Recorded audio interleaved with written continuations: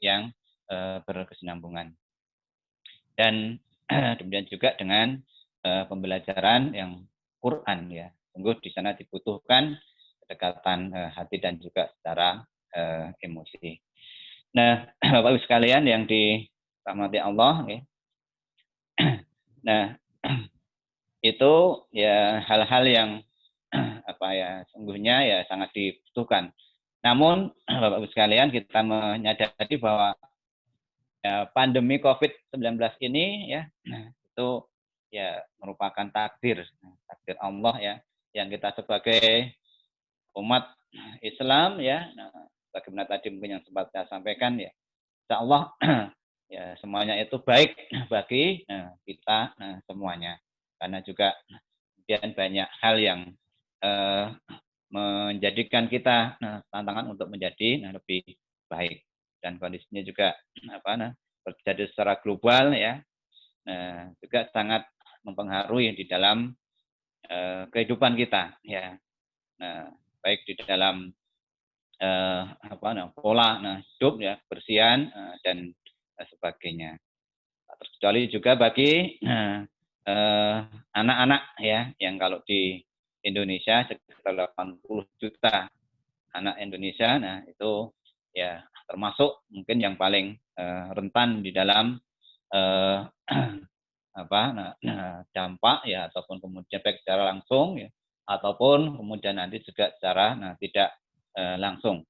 Yang tadi juga disampaikan oleh Bu Baning bahwa ya di Indonesia itu pasien positif dari anak juga termasuk cukup yang banyak gitu. Nah, kemudian juga di bidang ekonomi ya juga menyebabkan krisis yang ini kalau tadi disampaikan ya harus meningkatkan imunitas ya dengan berbagai vitamin ya atau mungkin pola makan dan sebagainya. Nah, kalau kondisi krisis yang boleh jadi ini juga sangat berpengaruh.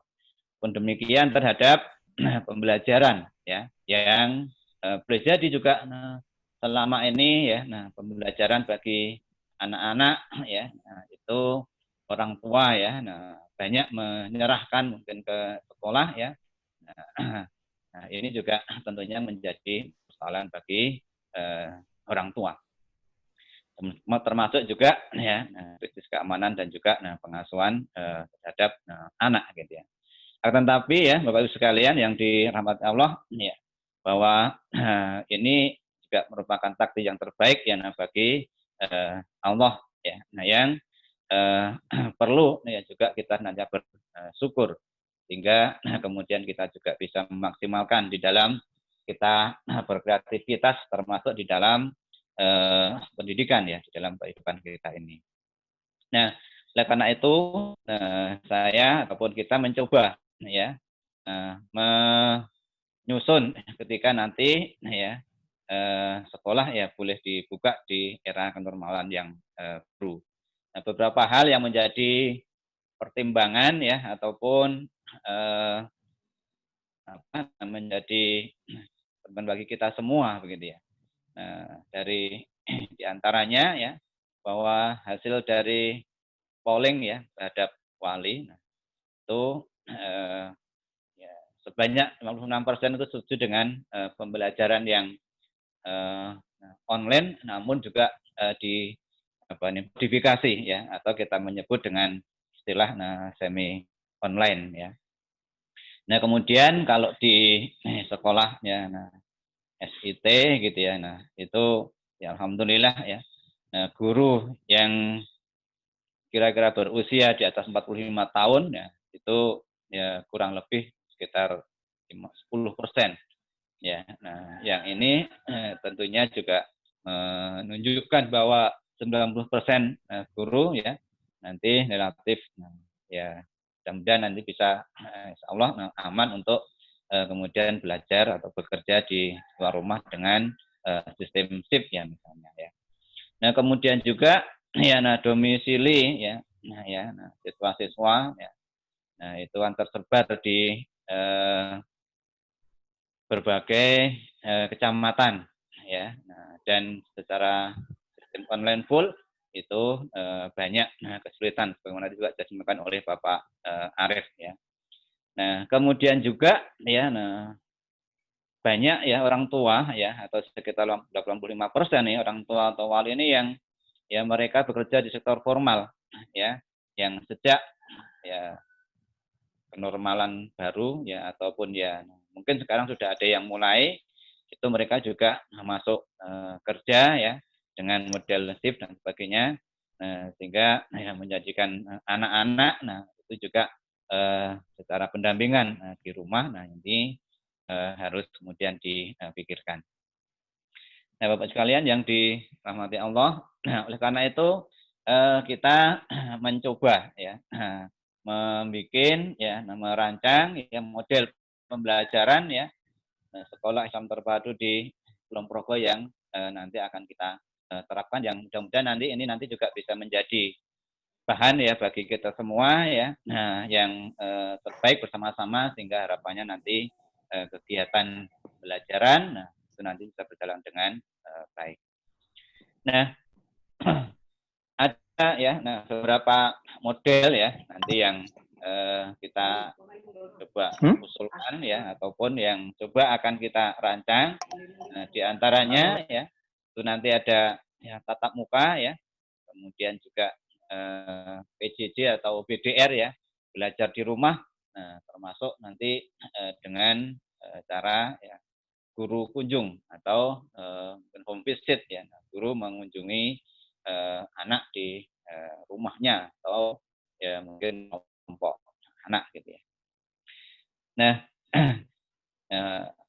polanya ya, polanya ketika nanti di akan dibuka begitu ya. Nah, itu mungkin kira-kira akan seperti ini ya. Seperti kalau di Kulon Progo ya di sekolah, nah itu misalnya SMBIT ya, nah itu maksimal aja, nah itu 18 orang ya.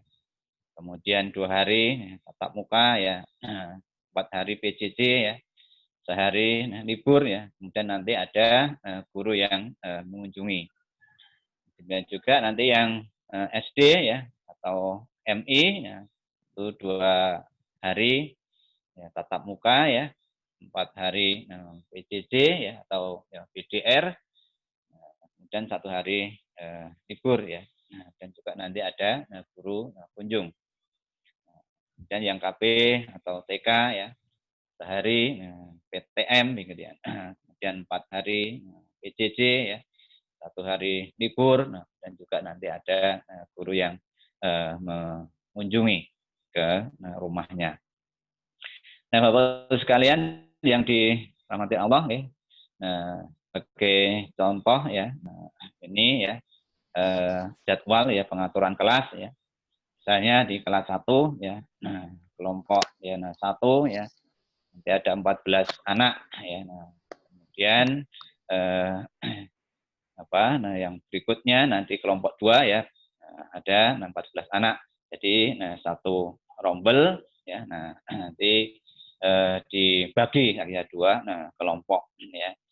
Kemudian juga diampu ya oleh guru kelas ya secara bergantian. Dengan ruang kelas ya atau antar kelompok ya berjauhan ya.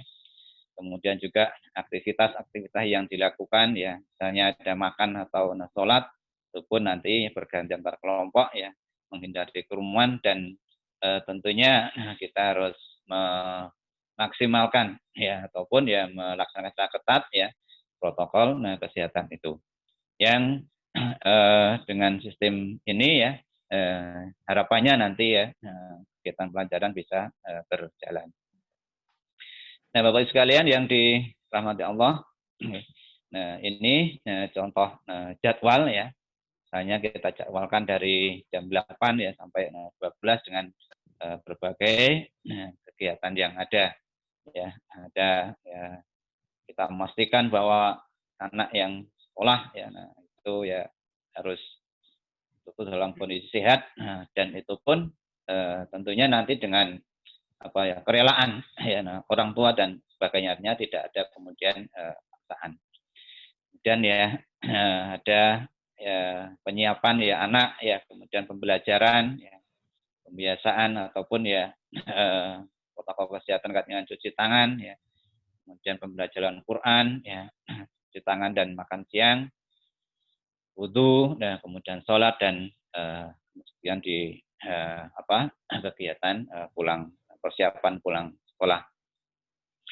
Nah, kemudian ya, kita memastikan bahwa agar ya kegiatan ya pembelajaran itu harapannya ya ataupun berjalan dengan aman, tentunya kaitnya dengan ya protokol kesehatan ya, itu harus secara rigid ya. Nah, nanti kita usahakan ya mulai dari rumah ya, bagaimana anak harus kemudian disiapkan ya. Nah, orang tua ya yang harus memastikan bahwa anaknya nah itu sehat ya ketika masuk sekolah ya. Ketika memang mereka sakit juga harus kemudian di rumah. Ya, kemudian mulai ya masuk sekolah ya, kita pastikan bahwa ya mengatur jarak ya. Kemudian juga eh, mereka juga ada ya jarak yang antriannya nah gitu ya, nah harus kemudian dijaga. Nah itu ketika masuk sekolah. Dan step 3 ya, ketika mereka ada di area sekolah ya, maka harus kemudian dicek suhu ya di pintu masuk. Nah, jika anak ya, ada yang misalnya ya secara pemeriksaan suhunya di atas 30, atau kemudian juga ada gejala sakit, nah tentunya harus kemudian pulang ya, nah sehingga tidak harus kemudian tidak mengikuti pembelajaran. Kemudian di depan kelas ya, nah kita biasakan ataupun ya kita usahakan agar ya anak atau anak ya itu harus cuci tangan ya dengan sabun air yang mengalir ya, kemudian berwudu. Nah ketika ya kemudian mereka baru siap untuk memasuki kelas.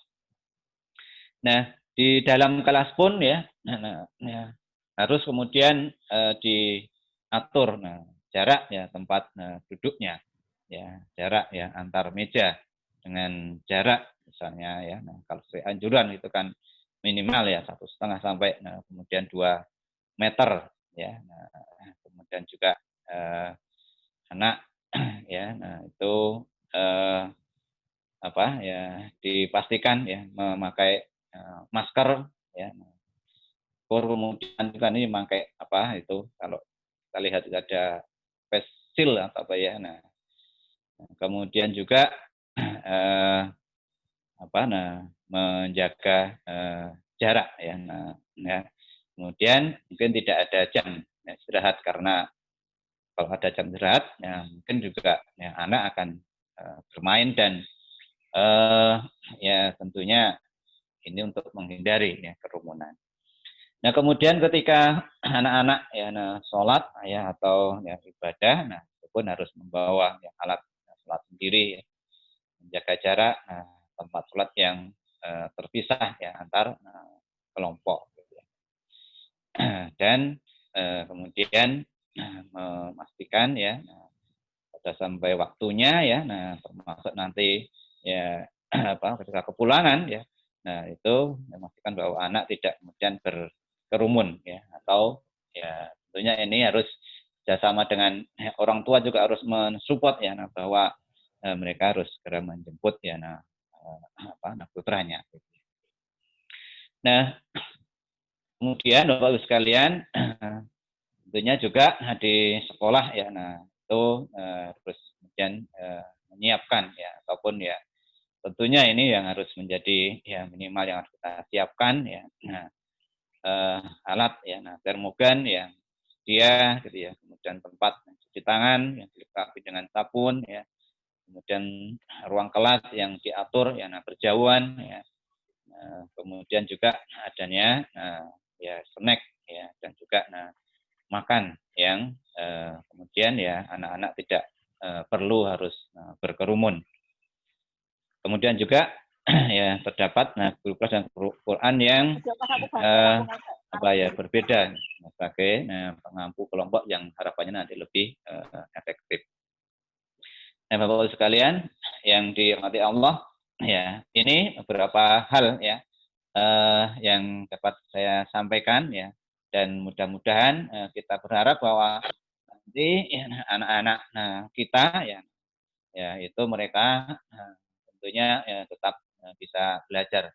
Nah, mudah-mudahan ini di forum ini nanti kita bisa mencari ya, bertukar pemikiran sehingga kegiatan pembelajaran bagi anak-anak kita ya baik nanti kalau misalnya harus dengan daring atau kalau sudah dibolehkan misalnya semi online itu kita punya kesiapan di dalam menyiapkan ya bagi anak-anak kita. Mudah-mudahan nantiasa kita diberikan kekuatan, kesehatan, dan kemudian ya Allah SWT sehingga harapannya bahwa pandemi ini juga nanti segera berakhir dan kita pun nanti juga bisa beraktivitas sebagaimana biasanya. Demikian yang sedikit saya sampaikan dan nanti bisa kita sambung dalam sesi diskusi. Waktu saya kembalikan pada Pak Aris ya, kami akhiri. Assalamualaikum warahmatullahi wabarakatuh. Ya, waalaikumsalam warahmatullahi wabarakatuh. Ya, terima kasih Pak Wakiti dari CSIT Kulon Progo atas pemaparannya yang telah menyampaikan skenario ya atau perencanaan model pembelajaran di SITKP yang merupakan kombinasi dari atau bahasanya pembelajaran semi online ya. Di berapa tadi sudah disampaikan.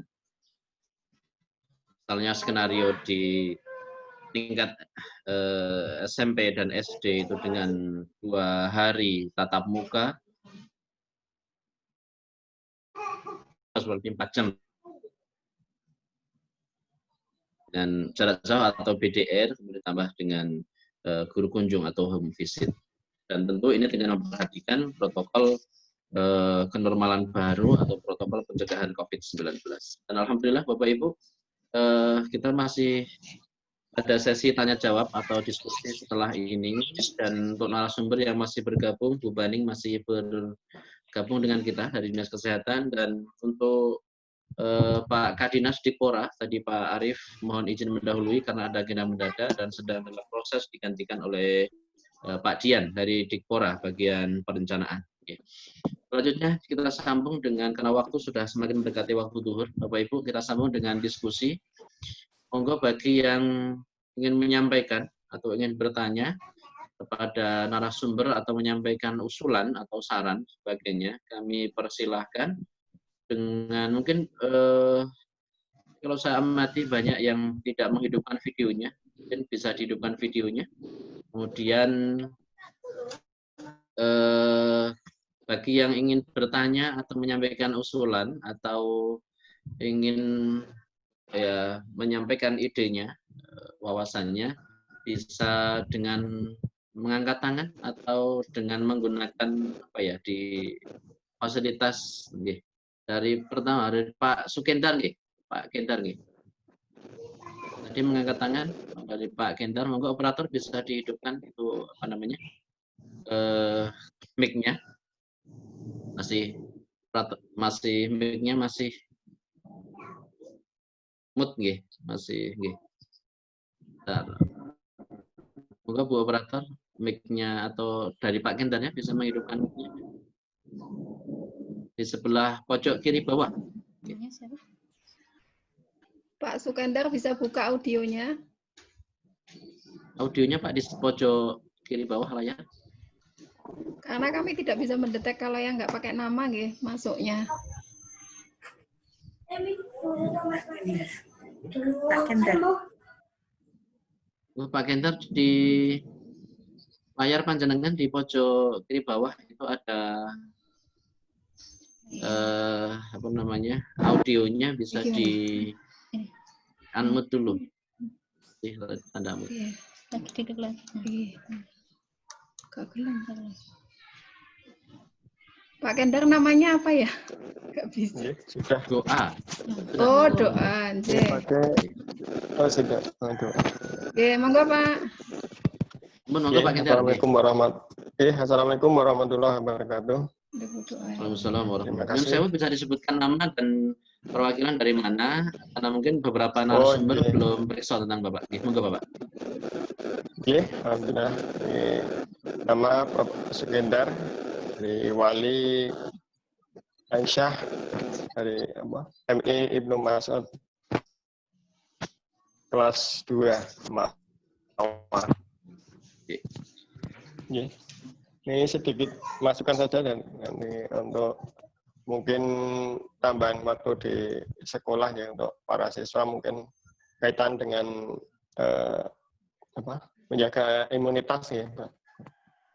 Ya mungkin nanti bisa sedikit bisa untuk anak-anak mungkin minum ya, selalu mengingatkan untuk selalu menjaga minum setiap saat, mungkin setengah jam atau 1 jam sekali harus minum untuk anak-anak biar selalu kondisi untuk menghidrasi tubuh gitu. Nah, mungkin selama ini kita juga sudah berusaha untuk menyiapkan konsumsi air minum yang terbaik ya Pak. Insya Allah untuk juga bisa menjaga kesehatan anak-anak mungkin.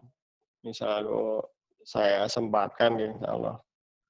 Mungkin seminggu sekali sudah bisa dijemput di rumah. Ya, mungkin itu dulu yang kami sampaikan ya Pak. Assalamualaikum warahmatullahi wabarakatuh. Waalaikumsalam warahmatullahi wabarakatuh. Matur nuwun Pak Sukendar memberikan masukan terkait dengan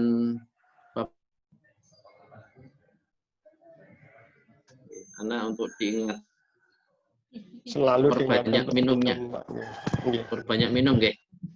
Untuk bagian dari ikhtiar menjaga imunitasnya. Mungkin belum perlu ditanggapi dari yang lain. Monggo ada yang mau memberikan masukan atau pertanyaan atau usulan kembali? Monggo mungkin dengan mengangkat tangan atau dengan memberikan emoticon angkat tangan. Sugeng Rawuh Pak Dian. Ya, Sugeng Rawuh Pak Dian. Ya, siap. Saya mohon izin. Tadi baru saja didhawuhi Bapak Kepala Dinas untuk mengikuti forum ini. Saya dari Dinas Dikpura Kabupaten Kulon Progo, bertugas di Sekretariat Dinas Dikpura. Derek, kalau nanti ada informasi kami mengikuti dulu forum ini. Baik, terima kasih Pak Dian. Selamat bergabung dan ini kita sampai pada forum diskusi, Bapak. Siap. Nanti kalau ada perlu yang ditanyakan, kami akan siap untuk konfirmasi. Baik, terima kasih Bapak Ibu. Ini dari Dinas tadi menggantikan Pak Arief. Pak Dian sudah bergabung sehingga apabila nanti ada penyampaian, usulan atau pertanyaan disampaikan tertuju kepada Dinas, nanti bisa sampaikan kepada beliau.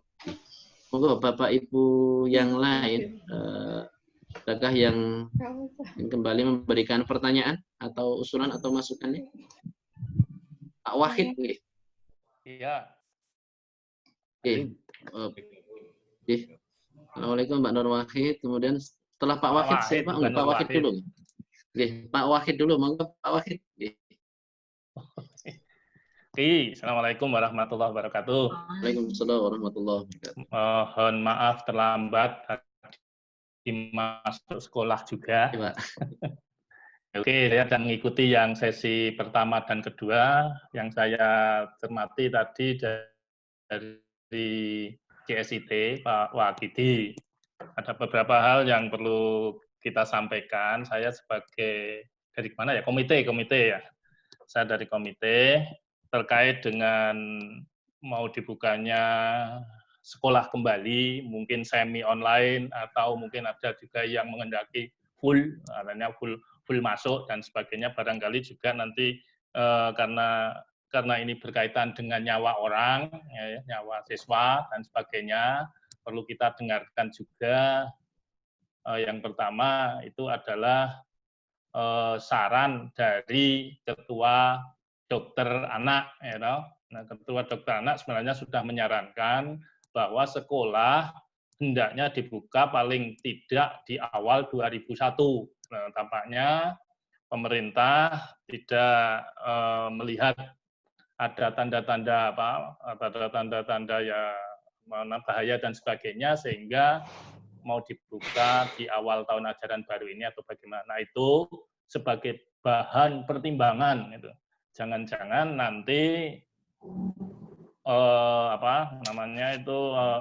orang-orang yang positif dan sebagainya itu yang tidak sekarang kan tidak pergerakan manusia kan tidak tidak ditayangkan seperti awal-awal itu, sehingga orang menjadi heboh, kemudian menjadi takut dan sebagainya. Sementara sekarang nampaknya euforianya juga semakin kental seperti hal yang biasa sekali, tidak ada apa-apa. Nah, ini menjadi pertimbangan. Saran dari EDI, dari dokter anak itu, sehingga nanti jangan sampai sebagai imunitas itu nanti yang kuat bisa selamat, yang tidak kuat bisa kurang selamat dan sebagainya. Itu yang pertama. Yang kedua, terkait dengan pembelajaran jarak jauh atau PJJ, itu tekanannya apa, pada pendidikan atau pada pengajaran dan pembelajaran atau pembelajaran. Sebab kalau pendidikan itu juga sangat rumit gitu. Sementara yang ada di sekolah-sekolah, mungkin tadi saya sudah melihat di GSIT ini sudah lumayan lah, artinya ada pendidikannya. Yang terjadi adalah pengajaran atau transfer ilmu pengetahuan, sehingga nilai-nilai karakter itu ya tidak kena, artinya tidak ada pendidikan di dalam nilai-nilai karakter ini. Nah, karena itu nanti sebagai pelopor GSIT itu mungkin sebagai bahan percontohan, pertimbangan dan sebagainya untuk mendidikkan anak, bukan mengajarkan. Nah, selama ini kan yang penting berlaku, berjalan, selesai, terus sukses. Artinya sukses pelaksanaannya. Kemudian yang selanjutnya terkait dengan pelajaran jarak jauh, ya ditekankan jangan terlalu membebani juga. Ini kan rumit sekali. Jadi pembidikannya juga dapat, kemudian jangan membebani keluarga dan masyarakat dan ya sebagainya itu. Nah, ini di pertimbangannya itu seperti itu. Nah, kemudian yang selanjutnya terkait asesmen, tugas dan sebagainya, itu juga mohon nanti dirumuskan sedemikian rupa sehingga asesmennya itu tidak hanya sekedar pembelajaran, tetapi juga pendidikan. Gitu. Nah, terkait dengan pembelajaran ini tentu ada kelemahan, ada kelebihannya itu. Nah, barangkali ini online ini adalah kelemahannya. Nah, seperti yang sekarang kita saksikan, mungkin ada yang mengikuti tapi tidak nyang sinyalnya, itu juga nanti mohon diperhatikan juga, karena kita juga mencakup kan ada yang di seluruh, ada yang di gunung, ada yang di pantai, ada yang kalau pas online itu, sehingga jangan terlalu membebani. Barangkali itu yang bisa saya sampaikan sementara ya sebagai dari komite. Nah, terima kasih. Assalamualaikum warahmatullahi wabarakatuh. Waalaikumsalam warahmatullahi wabarakatuh. Oke, terima kasih Pak Wahid Ahdi Nirwanto atas saran dan masukan serta beberapa arahannya. Yang pertama, pengambilan kebijakan, memperhatikan saran dari Ketua Ikatan Dokter Anak Indonesia. Kemudian yang kedua, tentang bagaimana tidak tekan pembelajaran PDR atau pembelajaran jarak jauh. Kemudian bagaimana pengkondisian BDR dan asesmen ini dirumuskan sedemikian rupa, juga kemudian tidak hanya pada pengajaran saja, tetapi ruh atau konten pendidikannya itu betul-betul tercapai. Menurut saya, Bapak Ibu rahimakumullah, ini sebagaimana tadi disampaikan soal teknis, mungkin sekitar 10 menit lagi kita akan terputus dan memang kita sudah sampai nanti di ujung, hampir di ujung di ujung diskusi kita. Sebelum nanti disimpulkan, menurut saya ini ada pertanyaan via chat dari KPIT Mutiara Insani, bertanya kepada Dikpora dan GSIT KP untuk TPA dan kelompok bermain bagaimana kebijakannya. terkait selama ini kami lebih banyak ke pengasuhan dan daring yang tidak bisa maksimal. Mungkin sekaligus closing, ini mohon dari jawaban dari Dikpora, dalam ini Pak Dian, kemudian juga dari JSIT-KP, dan nanti terakhir, atau mungkin dari arahan dari Dinas Kesehatan, singkat, nanti dan terakhir dari JSIT-KP. Mohon maaf ini sangat terbatas waktunya Bapak Ibu, sehingga monggo digunakan seefektif mungkin. Yang pertama dari Pak Dian, monggo. Ya, siap. Mohon Monggo izin. Pak Di.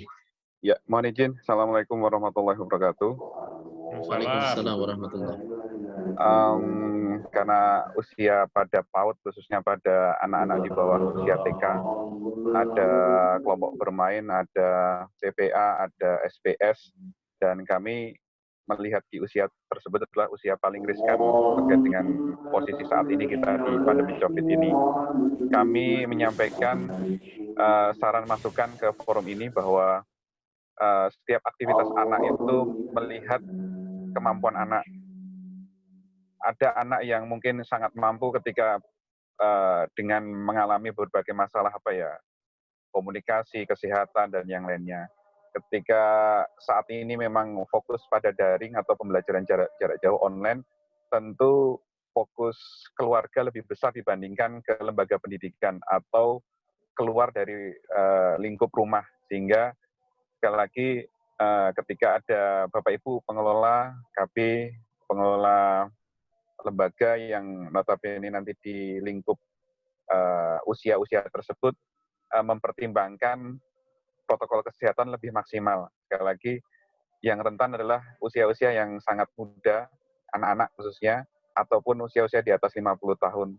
Sehingga ketika harus bertemu dengan pengajar atau yang lainnya, mungkin dengan cara yang sangat sangat jauh berbeda dengan pada umumnya normal. Ya, satu, penjadwalan, mungkin dua, kita harus melihat waktu, tidak harus lama, cukup singkat, setengah jam, 1 jam. Tapi sekali lagi, protokol kesehatan, masker, cuci tangan dengan sabun, jaga jarak, dipastikan anak juga mendapatkan asupan makanan yang cukup, bergizi, tidak terlalu lama di luar. Dan saya sendiri mengalami ketika anak-anak usia tersebut belum berani melakukan memberikan izin ke luar untuk melaksanakan kegiatan lembaga pendidikan. Sampai sekarang kami pun Dinas Dikpora pun belum ada kebijakan semua satuan pendidikan dari PAUD, TK, SD, SMP untuk melaksanakan pembelajaran di satuan pendidikan atau di sekolah atau di lingkup lembaga pendidikan. Sehingga sekarang fokusnya adalah lebih dominan pada keluarga masing-masing. Kembali lagi, Bapak Ibu di lembaga, fokuslah pada orang tua, wali, keluarga untuk menyampaikan secara sederhana kurikulum pada kelompok bermain atau lembaga pendidikan yang Bapak Ibu kelola. Saya kira itu dari kami Dinas Dikpora, mudah-mudahan bisa memenuhi apa yang kita harapkan di sini. Terima kasih. Assalamualaikum warahmatullahi wabarakatuh. Waalaikumsalam warahmatullahi wabarakatuh. Oke, terima kasih Pak Dian atas penjelasannya yang intinya tadi berfokus pada keluarga, kemudian pada kemampuan anak masing-masing, kemudian sampai dengan saat ini Dikpora Kulon Progo belum mengeluarkan kebijakan kembali ke sekolah, ya Bapak. Oke. Bapak Ibu, remaining meeting time kita kurang lebih 2 menit lagi. Mungkin sebagai closing, menurut saya bagi Bapak Ibu yang belum bisa menyampaikan pendapat atau usulan atau saranipun, nanti bisa langsung ke JSIT-KP. Kemudian bagi closing dari Dinas Pendidikan, dari Dinas Kesehatan, apakah masih ada yang perlu dikuatkan, Ibu Bani mungkin? Ya, terima kasih Bapak. Secara cepat saja bahwa pengendalian dari COVID-19 ini adalah sesuai rekomendasi-rekomendasi yang ada, itu adalah pada perubahan perilaku. Perubahan perilaku yang harapannya nanti menjadi pembiasaan. Ini tidak mudah. Di awal, apalagi di anak-anak, harus dimulai dengan contoh, kemudian juga pengawasan. Nah, ini pelaksanaan ini adalah khususnya ada di pengawasan, di mana masyarakat diharapkan aktif, baik secara individu maupun keluarga, orang tua maupun sekolah untuk bisa memberikan contoh dan pengawasan. Tanpa hal itu, maka COVID akan menyebar di Kulon Progo dan di Indonesia. Terima kasih. Baik, terima kasih Ibu atas penguatan dan arahan yang sebagai closing bahwa fokusnya adalah pada edukasi, karena kita lembaga pendidikan pada edukasi perubahan perilaku ya, yang menyesuaikan dengan protokol pencegahan COVID-19 ini. Baik Bapak Ibu, terakhir dari JSIT Kulon Progo, monggo closing statement atau penyimpulannya Bapak Wakiti, kami silakan. Waktu kurang dari 1 menit ya Bapak, monggo sebelum nanti ini berakhir. Monggo Pak. Terima kasih ya Pak Iban, yang Pak Wakit ya. Terima kasih atas masukannya ya. Sangat banyak sekali dan sangat bermanfaat bagi kita semuanya. Dan tentu kita sangat memperhatikan ya masukan-masukan yang ada bahwa apa yang kita siapkan ini adalah mengantisipasi ketika memang nanti ya pemerintah itu sudah membuka kembali sekolah dan